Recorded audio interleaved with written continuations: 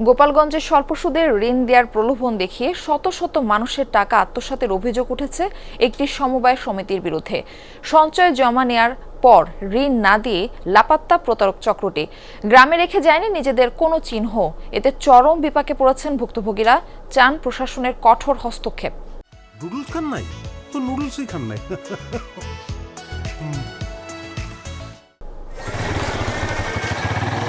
গোপালগঞ্জ সদর উপজেলার গোপীনাথপুর এলাকা। পেশাগতভাবে স্থানীয়দের বেশিরভাগই কৃষিকাজের সাথে সম্পৃক্ত। অনেকটা সাদামাটাভাবেই অতিবাহিত হয় তাদের দৈনন্দিন জীবন।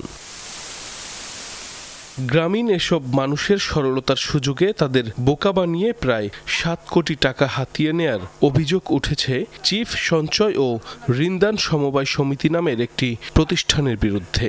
ভুক্তভোগীরা জানান, কম সুদে সহজ ঋণ প্রদানের আশ্বাসে তাদের কাছ থেকে আদায় করা হয় বিভিন্ন অঙ্কের টাকা। তবে হঠাৎই অফিসে তালা ঝুলিয়ে সবকিছু নিয়ে পালিয়ে যায় প্রতিষ্ঠানটির কর্মকর্তারা।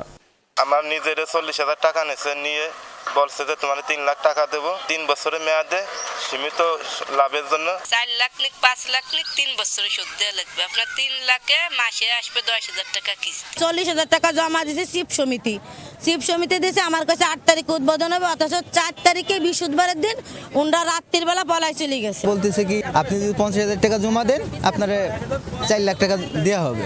3-4 মাস ভাড়া দিছে, পরে লাস্টে বলছে আগামী মাসে, লাস্টে যে মাসে ভাড়া দেয় না বলে আগামী মাসে ভাড়া দেবো, এই কথা বলে ওরা আর আসেন। প্রতিষ্ঠানের এমন কর্মকাণ্ডে বিপাকে পড়েছেন মাঠ পর্যায়ে কর্মরত প্রতিনিধিরাও।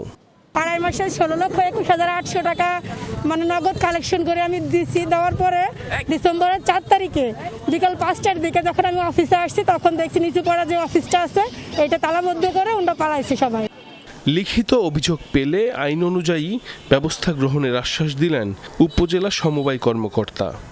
যদি সদস্য বহির্ভূত কারো কাছ থেকে অনৈতিকভাবে সমবায় আইন বিধি এবং তাদের যে উপ আইন আছে এর বহির্ভূতভাবে যদি কোনো টাকা নিয়ে থাকে অন্যায়ভাবে, তাহলে তো অবশ্যই আইন বিধি এবং উপ আইন মোতাবেক আমরা অবশ্যই তাদের বিরুদ্ধে ব্যবস্থা গ্রহণ করব।